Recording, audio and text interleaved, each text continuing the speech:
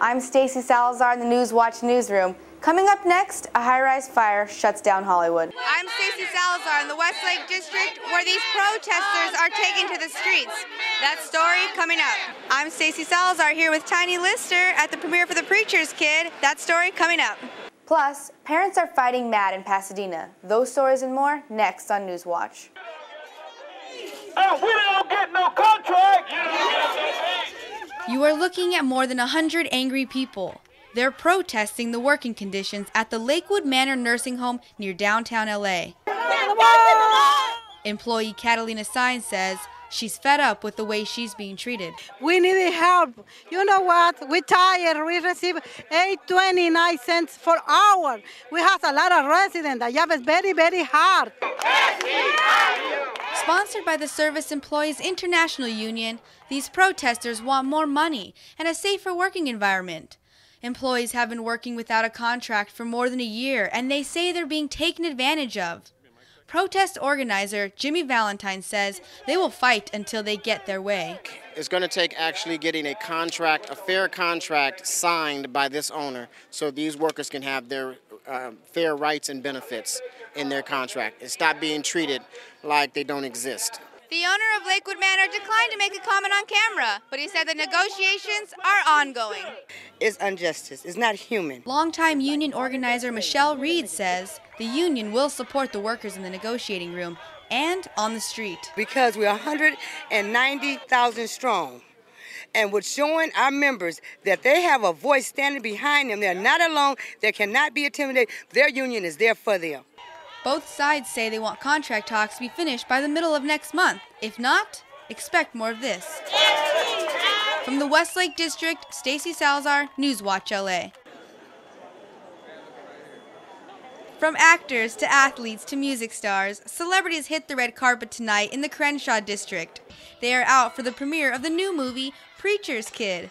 Lead actress LaToya Luckett says there's a lot to learn from the movie. So many different ins and outs, ups and downs in this film, and it's all about her decision making. So if one is watching and they can relate to it, just watch how she, the mistakes she makes, learn from those mistakes so you won't have to fall on your face.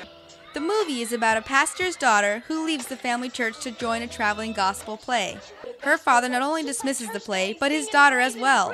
Director Stan Foster says making the movie had serious challenges. The biggest challenge was that 3 days before we started shooting, the lead actress dropped out.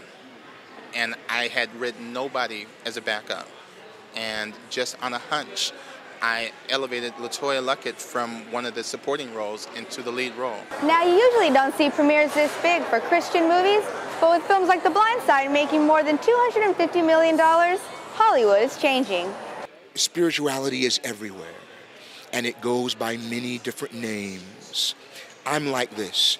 I believe that a person should be able to come to God any way he or she wants, as long as he or she knows there is a God and they ain't it. Some of America's top singers stopped in to be the first to see the movie. Among them, music legends Billy Davis Jr. and Marilyn McCoo. They say they were drawn in by the film's faith-based theme. It was a positive message that encouraged people, not just about blood and guts. Preacher's Kid opens nationwide this week. From the Crenshaw District, Stacy Salazar, Newswatch LA. Good evening. I'm Stacy Salazar with your Newswatch News Break. A high-speed chase tops the news this evening. It ended with a violent crash in a quiet neighborhood. Police chased the suspect through Valley Circle after trying to stop the car for expired tags. The car slammed into the garage, causing extensive damage. The driver was arrested for felony evading. In Hollywood, a high-rise fire made for some scary moments. It started on the roof of a 30-story building. Smoke could be seen for miles as fire crews worked to put out the fire. No word yet on what sparked the blaze. Finally tonight, parents in Pasadena gave school board officials an earful. They're fighting school board proposals to close several schools. About 200 parents staged the protest at the board meeting inside district headquarters. The board says closing 20 schools is the only way to shore up a $50 million budget shortfall.